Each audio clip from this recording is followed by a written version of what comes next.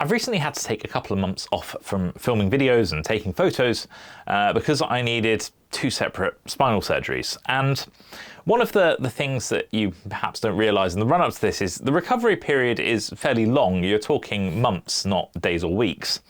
And you're also very limited in that recovery period. So my usual mirrorless cameras, the Z8, the Z52, the Z6 II, they're all kind of off limits to me. And that's fine, like I can not use cameras, but I kind of still wanted to go out and be able to take images. And when Ricoh announced pre-orders for the GR4, and this was at the time when I was sort of really recovering from surgery and being stuck in bed at the time, kind of couldn't help myself and indulge in a little bit of retail therapy, as reckless as it was, and pre-ordered one.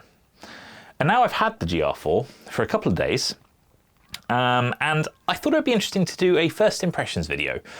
One for me to get back into doing this, and also for you to have a video from someone that has spent their own money on this camera and has some thoughts.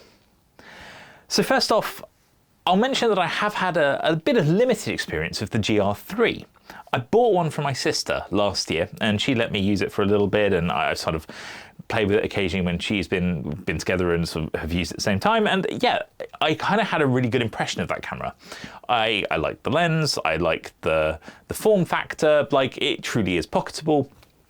And so I thought this sort of iterative upgrade of the GR4 would be quite interesting to me, and it has been. But I will mention, when I took this out of the box, which is a really nice small box for once, it's good that there's no unnecessary packaging, I couldn't really tell the difference to the GR3. Like, granted, I haven't held a GR3 in probably 3 or 4 months now, but it felt very, very similar. Like, I know the buttons have changed on the back and all that kind of thing, but in terms of how it looks and feels to me, kind of identical. And that makes sense because the change in body has just been sort of got smaller in all directions, and the weight is roughly the same. In fact, I think it's a little bit heavier with the new bigger battery. It's all been tiny nip and tucks and small changes rather than a big revolution. And that's okay, that's fine. But it is worth keeping in mind that if you are a GR3 user, I'm not sure you'd necessarily notice a huge amount of difference. In terms of the camera part, the sensor and the lens, there have been some changes here, and the one I was looking forward to most was the new sensor. So it's a slightly higher megapixel, I think it's around 25-ish, but it's backside illuminated. And so hopefully that'll mean slightly better low light images, slightly better performance when light isn't at its best. And I think for a camera that you are likely to use both indoors and outdoors, that's kind of a benefit. Now, I don't think this is going to make this camera anywhere near a sort of nighttime king. That's not what, in my opinion, this is made for, but it's still nice to know that you're hopefully going to get slightly better performance. The lens has also been redesigned. Now, at no point did I ever think, oh, the images that my sister shared from her GR3 don't look terribly sharp. I've always thought they look really, really good. And again, this is an incremental upgrade from the GR3. It's got an extra element in the lens, an extra spherical element as well. In theory, it should be a bit sharper, a bit crisper, but I thought the lens was already really good. And so I haven't really noticed a massive jump, but the images look really good to me. So perhaps there is indeed something there. When I've been out using the camera over the last few days, and I've taken like 300-400 images or so not a crazy amount, but equally enough that I've kind of got used to using it, I have had some further ideas about what I like and dislike. So first off, can we talk about the mode dial? I had to ask my sister to confirm this because I thought I was going mad, but the mode dial on her GR3 is really nice and smooth. The one on this is really clicky and often gets stuck when you're trying to change it, so I don't know if maybe I'm missing a washer or what's going on here, but the mode dial for me here feels pretty cheap, to be honest with you. So hopefully it's just my camera and not all of them, but if it is all of them, it kind of does ruin the experience just a tiny bit, because for something that costs this much, I kind of expect perfection, and this is not it. Other than that, I really like the controls. So it's really familiar to me. In many ways, the button placement is what you'd expect from a compact camera. And it also feels kind of similar to my Nikon cameras. I love the fact that you have the 3 adjustment dials, the two main adjustment dials and the rocker in such easy reach. This is a true one-handed camera. You can change absolutely everything with one hand, and I really like that. It has made it really fun whilst out taking photos. Changing settings, making adjustments has been really easy, even if it's like changing the color profile, or whether it's going into macro mode, or changing the autofocus settings. I've never had to go, oh, why don't we do this and that and that. Don't need to do it, you can do it all with one hand. That is an enjoyable part of operating this camera. So if you have this in program mode, it just kind of does its thing. Use the exposure rocker. You can just go out and take photos without thinking about it. Kind of nice. I've enjoyed that. That's worked really well. That's been definitely a setup that I like. I also like how you can make use of the rear selector dial so well. So, you know, if you have the camera in manual mode, this is just your shutter speed as you'd expect, but press it inwards and suddenly you can adjust more of the settings. That is quite smart, and I think that's a clever use of space as well. So well done to Ricoh for that. There's also this random button on the side, which you can either use to activate video mode, more on that later, or switch between internal and external storage.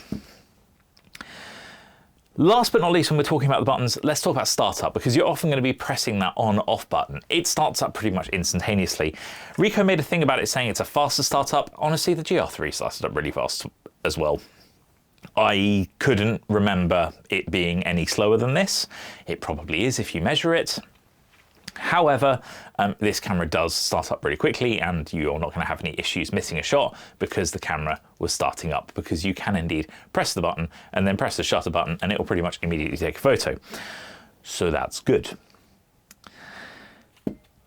The internal and external storage is kind of interesting. I really like the amount of internal storage you get. It's like around 50 gigabytes. That is enough for a few hundred raw images.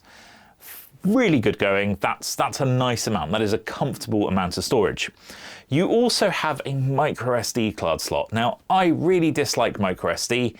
I dislike it because I lose the cards so easily. That is a me problem, not like Ricoh problem, but that's why I dislike micro SD cards. Now, I don't think you're very often going to be taking the storage out of this camera, because you can plug it into your computer with a USB-C, or, as I've been doing, just transfer the images to your phone using the Ricoh app. Really nice, really quick, really simple. The camera has Wi-Fi 6. That means that you can download like 50 raw images in just a couple of minutes. That's really nice and quick. It also means that you don't really ever need to take the card out of the camera, and that's a good thing, because that means you're not going to lose the card. So everybody wins. But yeah, the Ricoh app's really good. It works really well. I was surprised at how quickly it connected and how stable the connection is. It's much more stable than the Nikon app is occasionally. And I also like the fact that you sort of had the ability to change some of the camera settings as well in the app. That was quite nice. You can set the camera up from the phone. You can also share GPS with the camera via Bluetooth, and also, you know, just generally use it as like a remote shutter, that kind of thing. Remotely control the camera from your phone. It's nice, it's cool, and it works, and that's the most important thing. It was quick, it was simple, and it worked, and that's all I really need from these kind of apps.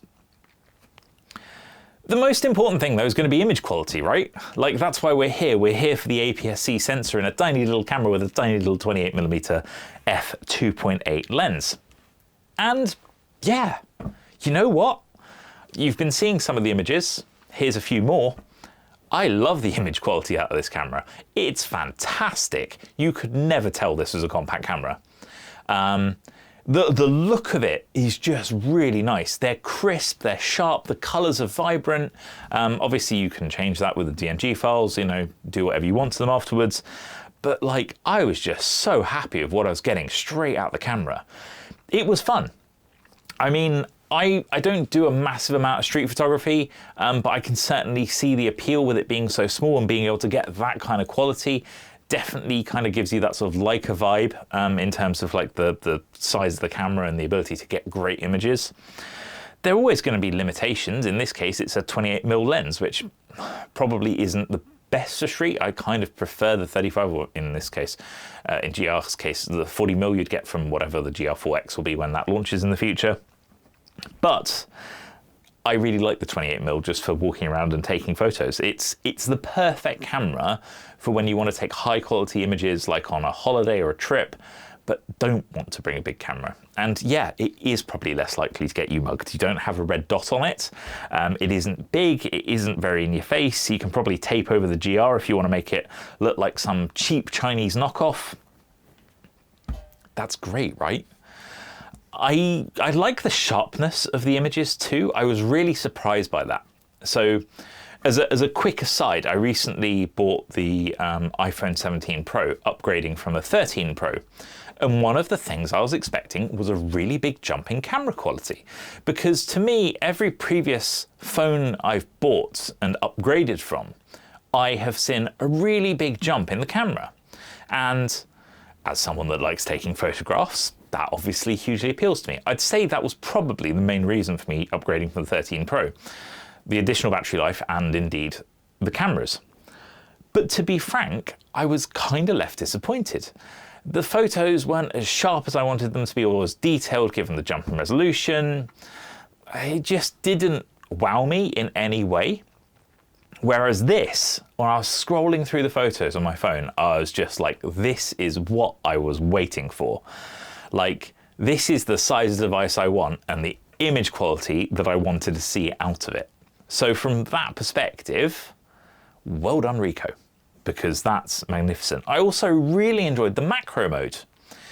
Clearly something very physical happens in the lens when you press it, so something really is happening in the lens. Often a macro mode on some of the other older sort of compacts I've had, like this Nikon P300, which I think I worked out was the last compact camera that I paid for with my own money. I did receive like previous ones to review that I reviewed, which were great, but I didn't buy them. So I bought this Ricoh GR IV for £1,200, and previously to that, I probably bought this Nikon P300. I don't think there was anything in between. But like, yeah, the jump in quality is pretty insane from that to this. You could never tell this was a compact camera. The elephant in the room for the Ricoh, in my opinion, is kind of autofocus. It's not that great. Like, it's not bad, right? Not talking about bad autofocus, but I don't think it's tremendously good either. So what I mean by that specifically is they've added face detection, and quite frankly, when I've been taking photos of people, it hasn't activated face detection half the time. Even when those people are taking up roughly the same amount of the frame as I am now. I've also found when you've just got, you know, all area and allowing it to choose where it wants to focus, 7 times out of 10 it wasn't focusing where I wanted it to. So I then decided to reduce the area where it could choose the focus within, and it still wasn't really getting it right. And in the end I ended up just going for spot focus, and yeah, sure, of course that works. You can also choose the focus area by tapping on the touchscreen. That worked really well too. So from that perspective, like, yeah, you can get this camera to focus really well, and the snap focus feature is quite cool, where you can press a button and it will focus directly to a specified distance. Very clever, very fast, works really well. But again, not overly overwhelmed by the all area focusing. I guess I've kind of been spoilt by Nikon. The latest cameras like the Z8 and Z52, Z6 III, etc., do have incredible autofocus, and even then people would argue that Sony or Canon are better. I mean, look, for me the Nikons do everything that I want them to do, so that's the standard to which I will hold other cameras. And yeah, the Ricoh for me falls short. Given that they had 6 years, it didn't feel terribly different to the GR3, and that to me is disappointing. They've put a new image engine in this. It just didn't feel that much of a jump. So if you are a GR3 user and your primary reason for upgrading would be to get better autofocus, I'm not sure you're going to get what you want. And to be honest with you, I don't really see the point in upgrading from the GR3. I don't think my sister, for instance, would benefit from the GR4 very much. Like, she's really happy with the GR3, and I just don't think any of what I've seen makes me go, oh yeah, that would be a really cool thing to give her in a few years. The GR4 is an excellent camera, and I've really enjoyed using it, but if you're a GR3 user, yeah, there's not much in it, especially not for the additional money that you'd need to pay. And that's the thing, isn't it? This is a £1,200 camera. It's a lot of money for an admittedly, you know, purposefully limited camera because of the fixed lens. And Is it worth £1,200?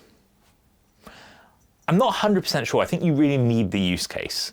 For me, the jury's out as to whether I'm going to hold on to it. I'm definitely going to spend the next few months with it, like undoubtedly. It's great for being able to take nice high quality images when I'm out and about, but it's not really the be all and end all to me.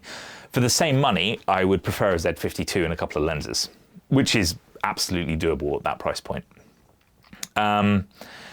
Lastly, just very quickly, video. This is not a camera made for video. Let's really get that clear. This is not for videoing, okay? Go and buy a DJI Osmo 3 or the new DJI Nano or whatever it's called. Like, those are better video cameras than this will ever be.